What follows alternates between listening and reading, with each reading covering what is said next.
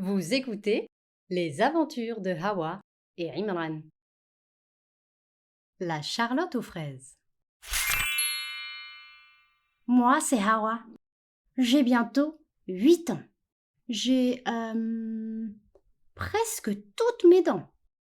Je suis assez grande.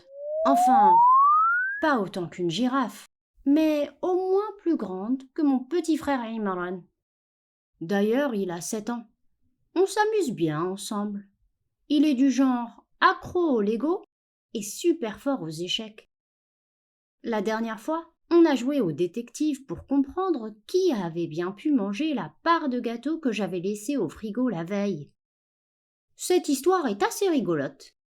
Attendez, je vous raconte.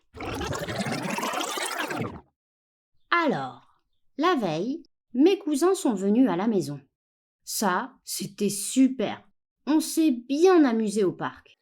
On a fait un match de foot, on a joué à chat et maman nous a même fait découvrir le jeu de l'élastique. Vous connaissez ce jeu ? Je vous explique rapidement avant de retourner à mes moutons. Alors, en fait, pour jouer, il faut être au moins 3. 2 joueurs se placent à l'intérieur de l'élastique et s'éloignent l'un de l'autre pour qu'il soit tendu. Au début, on met l'élastique à hauteur des chevilles. Le 3e joueur, c'est celui qui donne tout. Il doit sauter par-dessus ou sur l'élastique au rythme d'une comptine ou selon des règles que maman connaissait super bien. Si vous aviez vu maman sauter à l'élastique, oh là là là là, la grâce d'une danseuse étoile malgré son âge.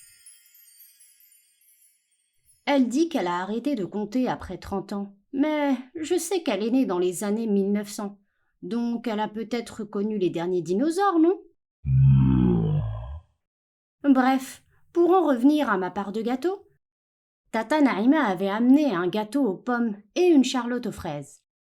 Et tout le monde sait que la charlotte aux fraises et moi, c'est une grande histoire d'amour. Alors j'ai mangé ma part et j'ai eu le droit à une part en plus, que j'ai bien cachée au frigo, derrière les yaourts à la noix de coco que seul papa mange. Quelle idée des yaourts à la noix de coco! Et pourquoi pas des yaourts aux cailloux, tiens! Le lendemain matin, aux environs de 7 heures, parce que je suis une lève-tôt, j'ai filé droit direction le frigo pour voir comment allait ma super part de gâteau. Et là, tragédie! Elle avait disparu! Autant vous dire que tout le monde était réveillé à 7h05. Il me fallait trouver le coupable. Premier suspect ? Maman. Elle s'était beaucoup dépensée hier au parc. Il fallait bien récupérer les calories brûlées à l'élastique. Mais Hawa, qu'est-ce que tu fais ? Retire ta langue de la bouche. Désolée, maman d'amour, mais je me devais d'inspecter ta bouche et sentir ton haleine pour savoir si tu avais mangé mon gâteau. Tu es libre. Aucune charge n'est retenue contre toi. Visiblement, maman n'était pas très heureuse d'avoir eu ma lampe poche si près de sa glotte. D'ailleurs, elle a un peu de tartre derrière les canines. Je vais attendre qu'elle soit plus calme pour lui dire. Passons à notre deuxième suspect. Papa. Le matin, papa est assez farouche, surtout s'il n'a pas encore bu son café. Là, il n'y avait pas d'autre option vu son gabarit. J'ai sorti mon lasso de cow-boy pour l'apprivoiser. Je me précipite derrière lui et fais virevolter le lasso avec une agilité sans pareille. Et hop ! Mon bétail est capturé. Ah, qu'il est lourd. Il se débat en plus. Papa a l'habitude avec nous. Il joue le jeu. Haut les mains, monsieur! Veuillez vous diriger vers le canapé pour un interrogatoire matinal. Mon gâteau préféré a disparu du frigo et il se trouvait derrière vos yaourts à la noix de coco. Je ne parlerai qu'en présence de mon avocat. Je savais que vous diriez ça. Imran!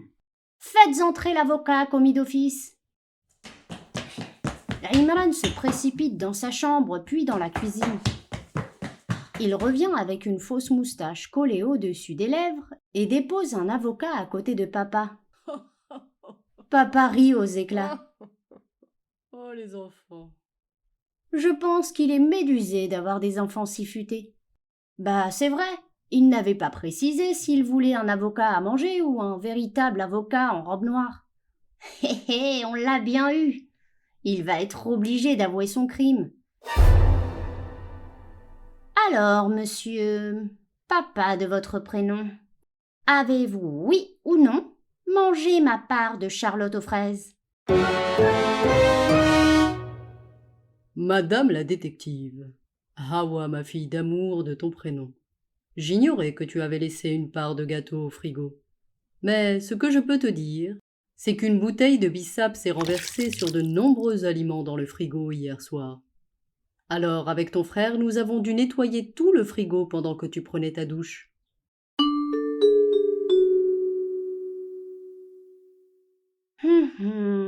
Cette enquête prend un tournant insoupçonné.